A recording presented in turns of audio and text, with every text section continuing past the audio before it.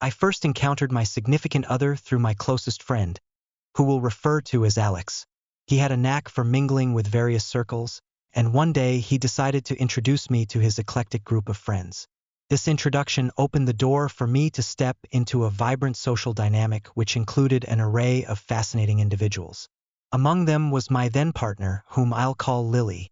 The group consisted of 8 lively personalities, each contributing their own flavor to our shared experiences. Initially, we all enjoyed a period of camaraderie, spending countless weekends laughing and exploring new adventures together. I began to develop a fondness for Lily, and much to my delight, I discovered that she had similar feelings for me. It wasn't long before I mustered up the courage to ask her out. Her enthusiastic yes, marking the beginning of a new chapter in my life. Our relationship blossomed into something truly special over the span of 4 years. During those years, I felt a profound sense of contentment that I had never experienced before. In my eyes, we were nothing short of a match made in heaven. We rarely argued, and when we did, our disagreements were merely small blips in an otherwise harmonious relationship. I truly believed that we were meant for each other. In my mind, she was the one, the person I wanted to share my life with. As our 4th anniversary approached, the notion of proposing had been brewing in my mind for some time. I was determined to create a memorable occasion, something really romantic that would encapsulate our journey together. I envisioned a picturesque proposal during a serene hike, or perhaps an extraordinary setting reminiscent of those perfect moments you often find in movies or social media posts. Excited about this monumental step, I confided in Alex, who lit up with joy at the thought of my plan. His enthusiasm only fueled my desire to make the proposal unforgettable. I decided that rallying my friends to help orchestrate this surprise would be crucial for its success. To that end, I organized a gathering of our friends, ensuring that Lily would be blissfully unaware of my intentions. It was a moment meant solely for the enthusiasts of love and planning, and I was eager to share my vision with them. However, as I gathered everyone and shared my proposal plan, a wave of unexpected silence washed over the group. Rather than the exuberant cheers and celebrations I had anticipated, my friends exchanged discreet glances that told a different story altogether. The atmosphere shifted, and I could sense that they were concealing something important from me. Curiosity and concern crept into my mind, prompting me to question them directly. "What's going on? Is something wrong?" I asked, my tone laced with confusion. They quickly responded, assuring me that everything was perfectly fine. However, their forced smiles felt disingenuous against the backdrop of their prior silence. I felt a tension in the air that made my heart race, an unsettling feeling that perhaps there were issues lurking beneath the surface. Issues they were clearly reluctant to reveal. Despite the cloud of uncertainty that had formed, I couldn't shake the excitement of my proposal plan. I pushed aside my instinctual worries, convincing myself that everything was just a figment of my overactive imagination. I didn't want anything to tarnish the beautiful vision I had and the love I felt for Lily. I returned to thoughts of how wonderful the moment would be when I finally asked that life-altering question. And in that blissful reverie, I held on to the hope that everything would turn out just as I had imagined. As the days unfolded, I meticulously planned every detail, from the location of the hike to the perfect words I would utter when I knelt to propose. Each thought brought me greater anticipation, and while my friends maintained their equivocal demeanor, I focused on my unwavering love for Lily. The feeling of elation surged through me as I envisioned her reaction, the sparkle in her eyes, the joy that would dance upon her face when she realized what was happening. Little did I know that beneath the surface of those friendly smiles and supportive gestures, storm clouds were gathering. What I believed to be an impending celebration entwined with pure love was shadowed by an unspoken truth that would ultimately reshape the very fabric of our relationship. As our special day approached, I found myself caught between the exhilarating excitement of love and the mysterious tension that lingered in the air, unaware that the revelations to come would forever alter my perception of our love story. The stage was set, but what would unfold next was far from the fairy tale I had envisioned. I couldn't shake the feeling of disbelief that washed over me as I stood there, surrounded by laughter and whispers that now sounded grating to my ears. I had posed a simple question, expecting perhaps a light-hearted response or a change of subject. But instead, one of the girls in the group, with an almost gleeful sparkle in her eye, abruptly blurted out a shocking confession that Lily had been seeing someone else, someone within our circle, since our very first dates. This someone, whom I'll refer to as Jake, was someone I had considered a friend. The girls giggled among themselves, their laughter punctuating the air as if this revelation was merely an amusing anecdote rather than the painful blow to my heart that it felt like. At first, I thought they were teasing, indulging in what I believed was a rather foolish and cruel attempt at humor. "Come on, this isn't funny?" I forced a chuckle, hoping to brush off the absurdity of what I had just heard. But when I turned my gaze toward Jake, the expression on his face told a very different story. His voice cut through the laughter, low and earnest, as he simply said, "I'm sorry." In that moment, I realized he wasn't joking at all. My heart sank further as the unsettling truth sunk in, sticking to my insides like a heavy stone. It took only a moment for the reality to hit me like a wave crashing against a rocky shore. This was no jest, no playful rumor being spread among friends. This was my life unraveling before my eyes. Feeling a rush of heat, a mix of anger and betrayal, I stormed out of the room, unable to remain in a space filled with the mocking giggles of those who knew and said nothing. I didn't trust myself to stay any longer. I'd explode into a fit of rage that would not only embarrass me but also those who had chosen to ignore the hurt I was suffering. Alex, always a good friend, hurried after me, his expression a mix of concern and confusion. "I had no idea," he declared, genuine surprise etched on his face.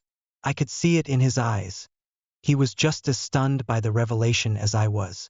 "You know I wouldn't have let you stay in the dark about this if I had known," he assured me, and I could feel the sincerity in his words. He offered me refuge at his place, recognizing that I needed time to sort through my racing thoughts and overwhelmed emotions. Once inside, I sank onto his couch, feeling the weight of betrayal pressing down on me like an anchor. Alex didn't push. He simply sat beside me in silence, letting me gather my thoughts as the world outside continued on, oblivious to my inner turmoil. But my moment of solitude was fleeting. Soon, my phone buzzed relentlessly, lighting up with messages from Lily. Her frantic texts and calls filled the air with tension, a stark contrast to the calmness of the moment I was trying to create. After a while, Alex noticed my discomfort and pointed out that perhaps it was best to ignore her for a while. I nodded, grateful for his support, but when she appeared at his door, desperation evident in her eyes, he stepped in to protect me, claiming he hadn't seen me and escorting her away. After a bit, Alex felt compelled to find out the truth and promised to dig deeper into the situation. He returned later with news that left me reeling even further. "Lily started seeing Jake 3 months into our relationship," he relayed, his tone measured and serious. "And it happened often, multiple times throughout our time together." Each word struck me like a blow to the gut, twisting the knife of betrayal deeper. Every memory I had of our time together replayed in my mind. The laughter we shared, the stolen glances, the dreams I had built around our future. To think she had been unfaithful, not just once but many times, transformed those cherished moments into a painful charade.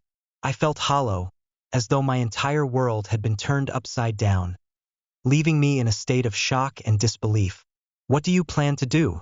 Alex asked gently, watching me as I processed this devastating news. I didn't have an answer. The thought of confronting Lily felt like standing at the edge of a cliff, looking into the abyss below. Would I find closure, or would I only expose more hurt? "I need time," I finally replied, my voice barely a whisper. The air felt thick with unspoken emotions, and I sat back against the couch, my heart aching. I was caught in a storm of feelings: betrayal, anger, sadness, and more than anything, I didn't want to be victimized by emotions that were so raw and consuming. I aimed to reclaim my sense of self, to rise from this turmoil stronger than before. Life, I decided, would go on whether or not Lily chose to be a part of it. And as dreadful as the situation was, I couldn't allow it to define me any longer. I glanced at Alex, who nodded in understanding, a reassuring presence in the midst of all this chaos. Together, we would navigate the uncertain waters ahead, as I sought to rediscover my footing once more. She had shared the news with all her friends in the group, and before I knew it, the entire world seemed to be in the loop. Everyone, that is, except for me and Alex, felt like a cruel prank at first. How could nobody have bothered to tell me that Lily had been unfaithful for the past 4 years? The betrayal stung sharply, but what hurt even more was the realization that it didn't seem to matter to any of them. They were content to let me carry on in ignorance until they found out I was about to take the plunge and propose. Had I not been planning the proposal, I would still be in the dark, blissfully unaware of the charade unfolding right under my nose. The very thought that the people I called my friends, who I considered family, had been cheering on this deception felt like a punch to the gut. We had shared countless moments together, laughing, celebrating, and sometimes even navigating through the tougher times that life throws our way. I had leaned on them, trusted them, opened my heart to them. Now, Lily and Jake were an item, and I couldn't help but feel like a ghost within my own life. I would scroll through social media, and there they all were, grinning and posing, sharing drinks, laughter, and memories that felt like daggers in my chest. It was like a never-ending loop of misery. They tagged me in their stories, and I wondered if it was some cruel form of entertainment for them, a way to rub salt in my wounds. Part of me wanted to put a shield up, to block them all from my view, but another part hesitated. I didn't want them to know just how much their actions had cut me. I didn't want to give them that satisfaction. The aftermath has left me feeling more alone than ever.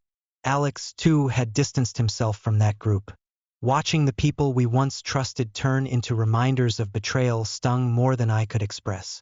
It was a painful irony that through this heartbreak, I had gained a true friend in Alex, someone who understood the weight of loss I was carrying. We often sat together, having long conversations filled with hurt and healing, laughter and sorrow. His unwavering support was a silver lining, yet the void left by Lily's departure loomed large. Months have ticked by since the revelation shattered my world, and yet, the pain still lingers like an uninvited guest. Each day feels like an uphill battle. I find my thoughts drifting back to all the moments we shared, those memories now tainted by deceit. I wish I could release the dam of grief and allow myself to cry, but I've managed to maintain a streak of composure.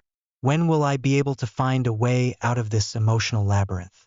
Will I ever get over this? It's hard to find someone who understands what it's like to be blindsided in such a public and cruel fashion. I often wonder if anyone else has been in a similar situation. Did they eventually heal? How did they cope with the betrayal? The questions swirl in my mind like a tempest, but there are no easy answers. I find myself craving connection, to share this burden with others who might know the unique pain of betrayal. But every time I think about opening up to someone new, doubt creeps in. What if they don't understand? What if I'm too broken for anyone to help? Yet, amid the chaos of emotions, a flicker of hope ignites within me. I remind myself that healing takes time. Each step forward, no matter how small, is still a victory against the darkness that looms over me. I've taken to pouring my feelings into journaling. The pages absorb my sorrow and confusion, providing me with a space where I can just let go, cry if I need to, and be completely honest with myself. There are days when I wake up feeling a little lighter, ready to face whatever comes my way, only to be dragged back down by memories or a passing thought of what once was. The world keeps turning, and friends keep laughing, but here I am, caught in a cycle of reflection that feels both unjust and insatiable. As the cycle of heartbreak continues, I lean on Alex and begin to envision a life that doesn't revolve around the pain. Perhaps there are other connections to be made, new joys waiting to be discovered beyond this chapter of my life. Each laugh I share with Alex, each moment that pulls me just a little further from my old life, serves as a reminder that I'm not truly alone, even in the darkest of moments. I may have lost what I thought I would have forever, but perhaps in this newfound freedom, there lies a chance to find something, someone, worth the wait. If my story resonated with you, please like, share, and subscribe for more. I'd love to hear your advice on the steps I should take. Keep in touch for future stories.